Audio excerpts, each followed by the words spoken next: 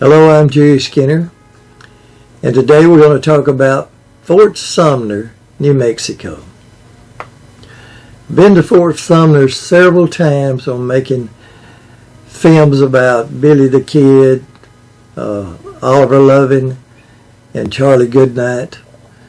And I was surprised to find out that what started the fort there was back in 1862 when the government wanted to build a fort in order to protect the wagon trains coming through from the Indians. Pretty soon after that, somebody got the bright idea that why don't we just create a reservation around the fort and we'll go gather up all these Indians, Navajo especially, from eastern Arizona and bring them in and make farmers out of them. Well, you can't make farmers out of dust and sand. Now, if you go to Fort Sumner today, you'll see crops growing, you'll see green grass, but they have irrigation. And in 1860s, there was no such thing.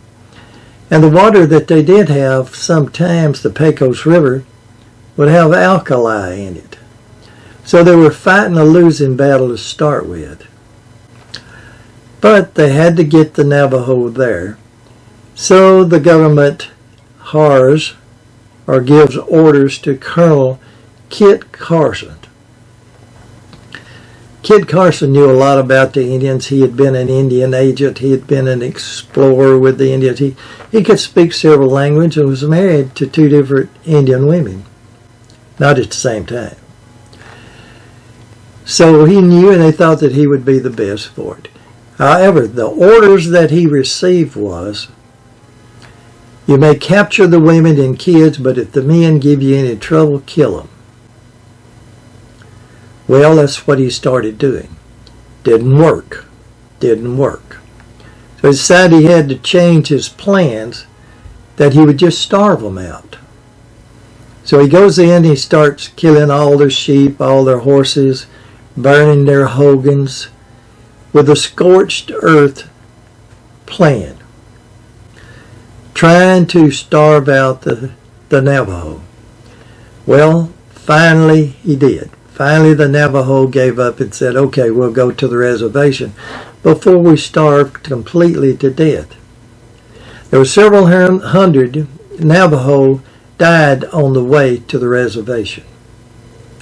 When they got there, there's no way they could be farmers. There's no way they could raise crops. So the government was responsible for feeding them. And they needed beef drastically. At the same time, two cowboys by the name of Charlie Goodnight and Oliver Loving was sitting in Texas with all this beef trying to figure out how can we make money on all this beef we got. So they heard about how the reservation boss Redondo needed beef. So they decided that they would try it. It had never been done before because it had to go through the southern part of Cheyenne territory. And the Cheyenne were one of the worst warriors that you could run across. I know they don't have that name, but they were. Well, the first trip went good. Had no problems. Didn't see any Indians. Sold their beef. The military was tickled to death to get it. Now they could feed the Navajo for a while. So Loving and Goodnight decided, hey, we've made a lot of money on this deal. Let's go back and do it again. So they did. Problem was, the next time they got within 100 miles of the reservation, and they said, you know, all we've got is a handshake that they're going to buy this beef this time when we get there. Don't have anything signed, it's just a handshake. So they got to worrying about whether or not the army really would accept the beef. So they sent Oliver Loving and a cowboy by the name of Bill Wilson, one-arm Bill Wilson, on to the reservation to make sure that they knew they was coming and they would be there and what have you. On the way, of course, they were spotted by the Cheyenne, who chased them to the Pecos River. Now, this trail drive, the last one, was actually what Lonesome Dove was copied after. Few changes. Gus McCrae, it shows, was shot in the leg. Well, Oliver Loving was shot in the shoulder. Bill Wilson snuck out at night because he didn't think that Loving was going to live. So he knew that they would both not be able to make it if he stayed there. He snuck out and headed back walking to the herd.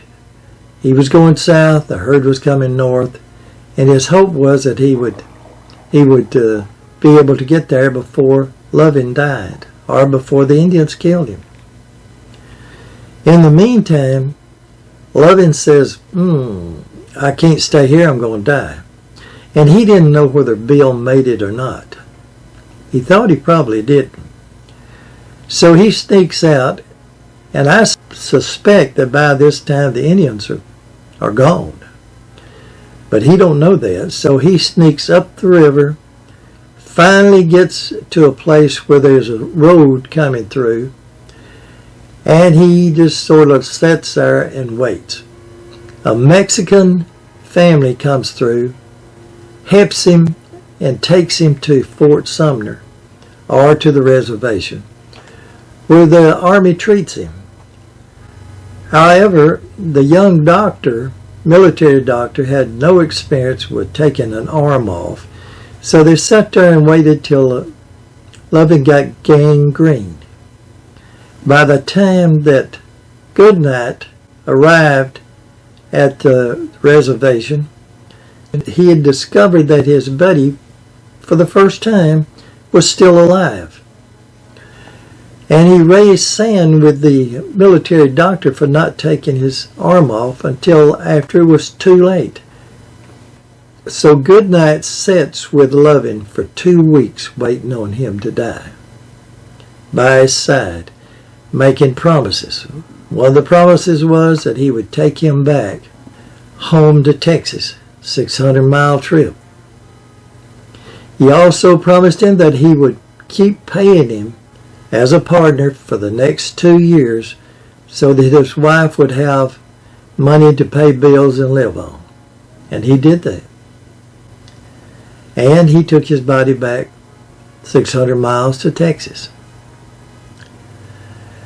Now, 6 years after that, 6 years, still in Fort Sumner, a man by the name of Lucian Maxwell, who was one of the biggest landowners in the country at that time.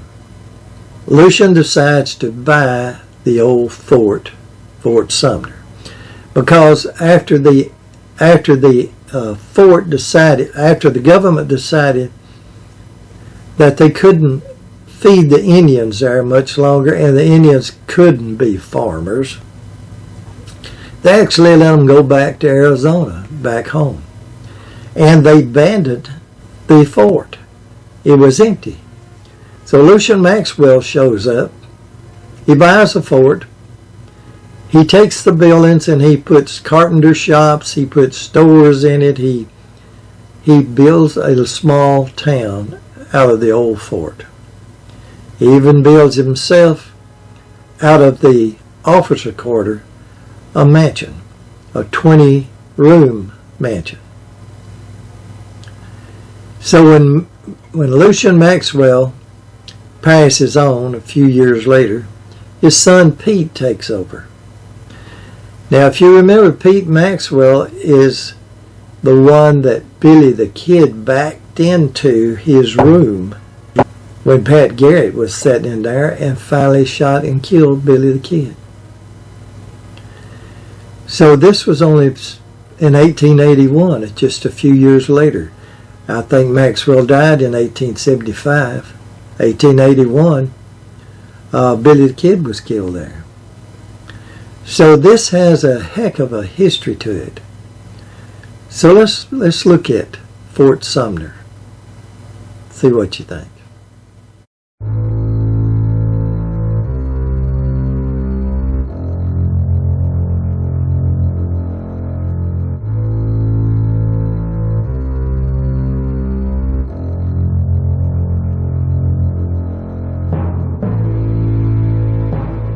Fort Sumner, New Mexico, begins with General James H. Carleton. In September of 1862, General Carleton was given command of the New Mexico Military Department. And on the 31st of October, 1862, Congress authorized the building of a military post in the middle eastern part of New Mexico. Now this is an early beginning of Fort Sumner. The purpose was to protect settlers from the Comanche, Kiowa, and Mescalero Apache Indian raids. Along with Fort Sumner, the Bosque Redondo Reservation was established. The military was ordered to remove the Mescalero Apache and the Navajo from their native lands, which is now eastern Arizona and western New Mexico, and resettle them in the desolate Pecos River Valley. The idea was to teach Indians to become self-sufficient farmers. Orders were issued that all means shall be taken to accomplish this.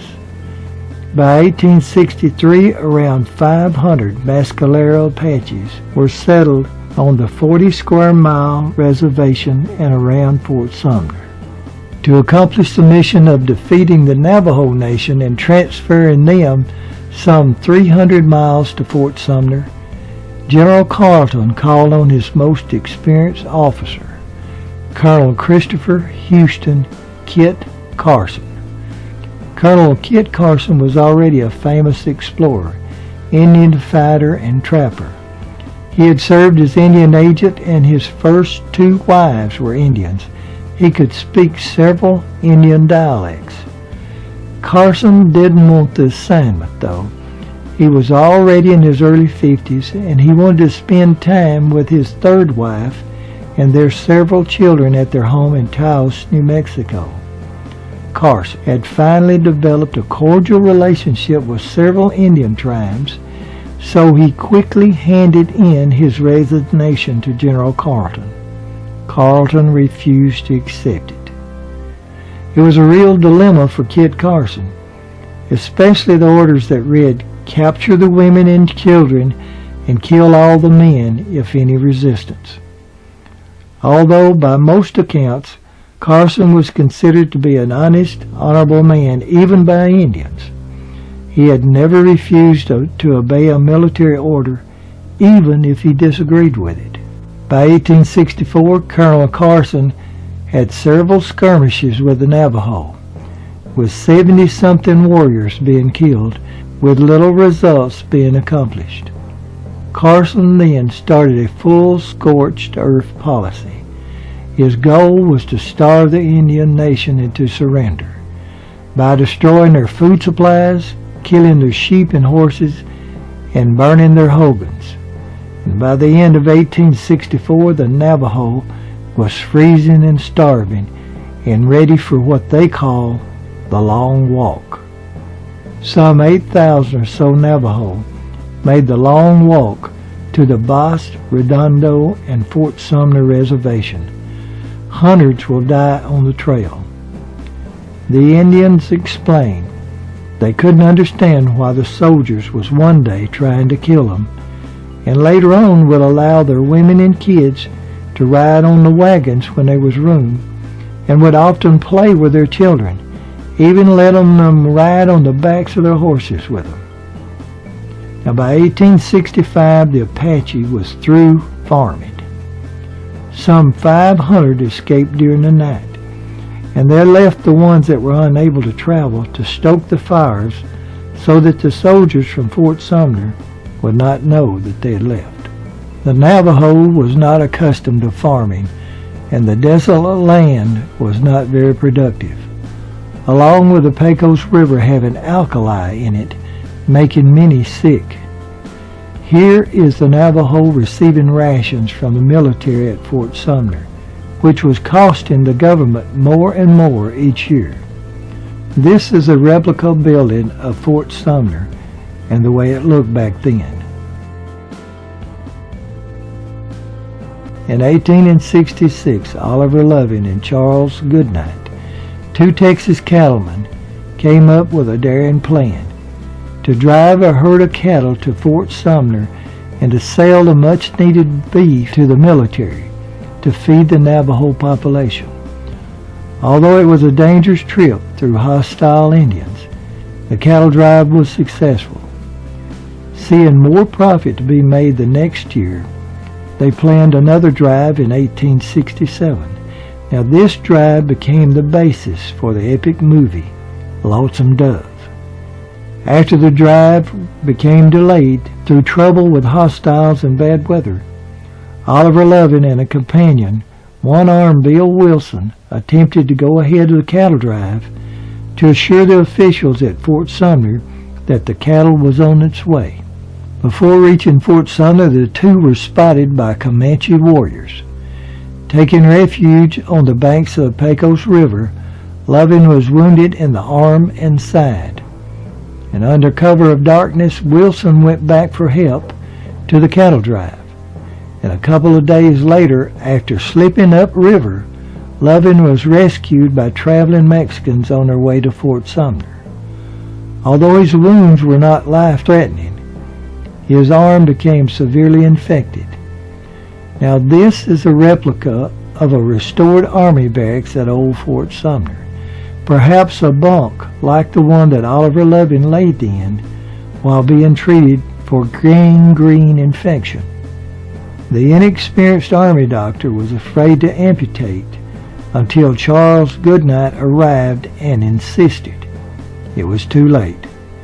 After sitting by Oliver Loving's bed for 2 weeks, he died on September the 25th, 1867, after receiving a promise from his friend Charles Goodnight that he would take his body back to his family in Texas. He also continued their partnership for 2 years after Loving's death so that his family could pay off his bills. Loving's body was most likely buried here in the military cemetery at Fort Sumner. That same cemetery that Billy the Kid will be buried some 14 years later. After Loving's death, Goodnight will continue the drive on to Denver to sell the rest of the cattle. He'll return in the spring, dig up Loving's body, and take it back to Texas. Oliver Loving was 54 years old. That same year in 1868, the government sent General William T. Sherman, the famed Civil War general, to Fort Sumner to decide what to do with the Navajo. After strong negotiating with the Navajo chiefs, who refused to be moved to Oklahoma, Sherman relented and agreed to let them return back to their homelands in Arizona. Now this is the location where the Treaty of June 1st, 1868 was signed. Each year members of the tribe bring rocks and pile them up at the spot to honor their history. By the next year in 1869, Fort Sumner was completely abandoned by the military and the government.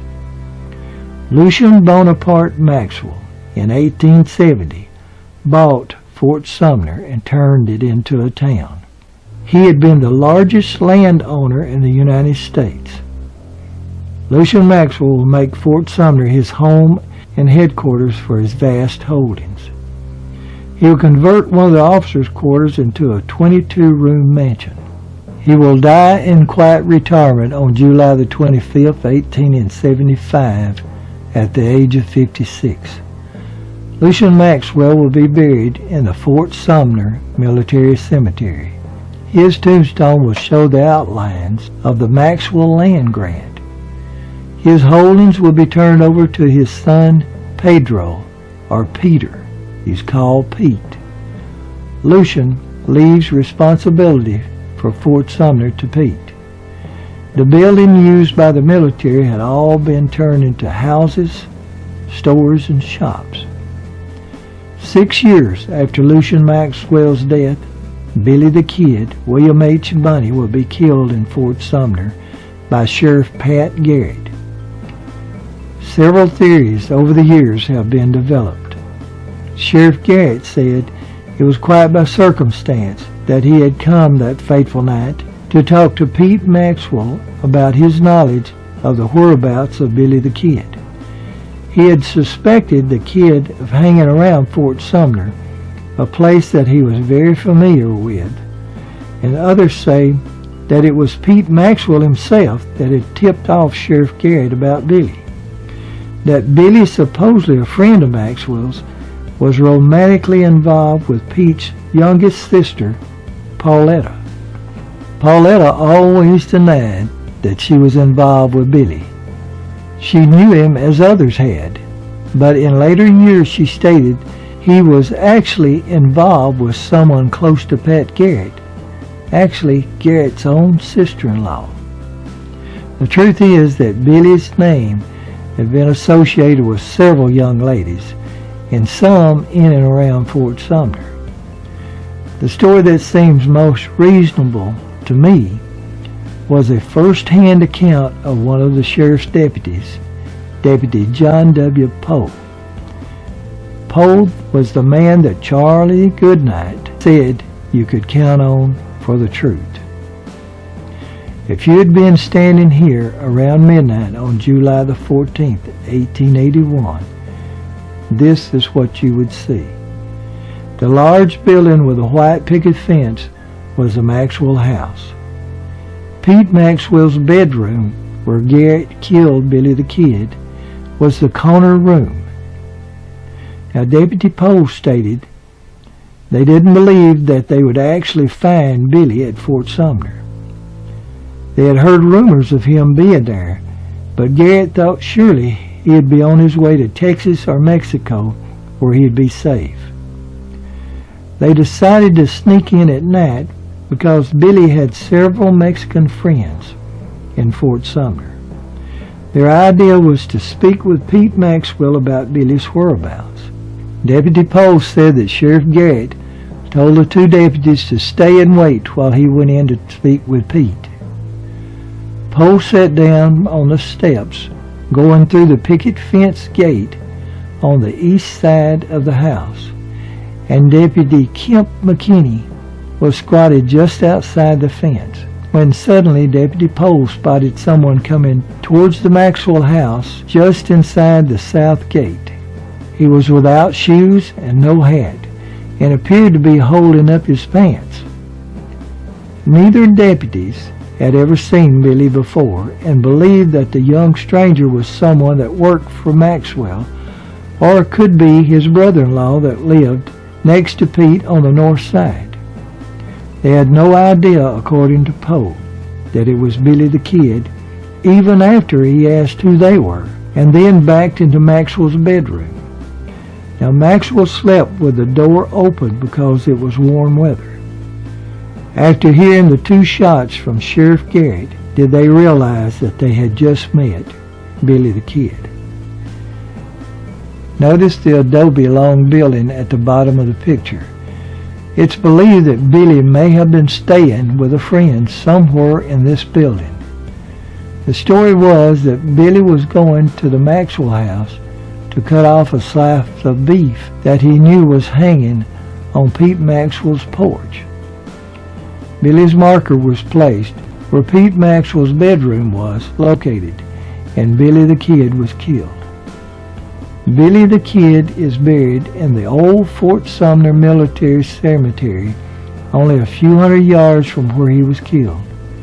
Billy is buried next to his two pals, Tom O'Flaherty, killed at Fort Sumner by Pat Garrett's posse, and Charlie Beaudry, ambushed at Stinking Springs by Garrett's posse, thinking that he was Billy the Kid. Within a few hundred feet of the grave of Billy is Lucian Maxwell and his son Pete Maxwell, who died June the 21st, 1898, at the age of 50. At the head and to the left of Pete's grave is his sister Pauletta. Some believe that she was the real reason that Billy the Kid would not leave Fort Sumner. Pauletta died from Bright's disease on December the 7th, 1929. Her death brings to a close the violent history of Fort Sumner, New Mexico.